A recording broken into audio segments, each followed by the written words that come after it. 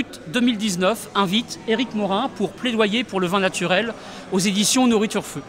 D'ordinaire, je ne suis pas très porté sur le copinage, mais aujourd'hui, je dois avouer que je suis quand même assez heureux d'accueillir mon nouveau collègue de goulot à France Inter. On va déguster. Éric Morin est avocat et lorsqu'il tombe la robe, il scrute celle du vin et il se laisse même aller à examiner le dessous des robes. Reste une question. Son engagement à côté de la famille des vins naturels laisse penser que cet univers pourtant constitué d'entités très fortes, de personnalités très fortes, a besoin d'être défendu. Une question, Éric Morin, se défendre de qui? Se défendre de quoi?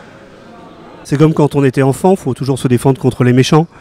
Blague à part, ça fait maintenant une dizaine d'années que j'exerce comme avocat pour ces vignerons-là qui font appel à moi, parce qu'on est les rois du millefeuille administratif en France, en Europe, parce qu'on est les rois des réglementations, parfois même des réglementations, pardon de l'expression, des réglementations à la con, et que ce soit les douanes, que ce soit la DGCCRF, que ce soit la DDPP, que ce soit les services fiscaux, que ce soit les ODG, que ce soit certains syndicats dans certaines régions et appellations, eh bien, nos vignerons qui veulent juste qu'on leur foute la paix se retrouvent face à parfois un monstre juridique, à un monstre administratif, et font appel à des professionnels du droit pour essayer de sauver parfois ce qui est leur gagne-pain, ce qui est sauver leur récolte, ce qui est sauver leur millésime.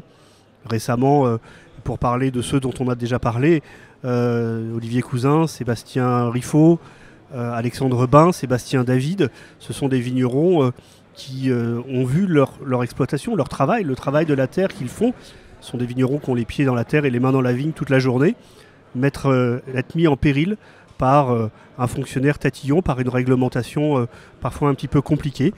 Voilà pourquoi ce plaidoyer. Je raconte 5 histoires de vignerons, j'aurais pu en raconter 50, 60 ou 70.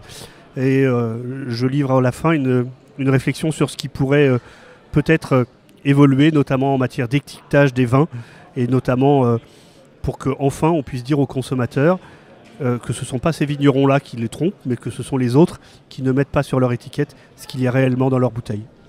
Limpide. Alors, du livre au litre il y a peu, Éric, qu'est-ce qu'on boit pour accompagner ce plaidoyer pour le vin naturel? C'est un domaine Giacchino, on est en Savoie. C'est sa dernière cuvée, il a racheté le prieuré Saint-Christophe. C'est une roussette de Savoie 100% Altesse, c'est le nom du cépage. Et c'est un tout petit domaine, enfin une toute petite parcelle d'un hectare 4. Et ça se boit très très très bien. Brut. Je confirme. Brut. Brut.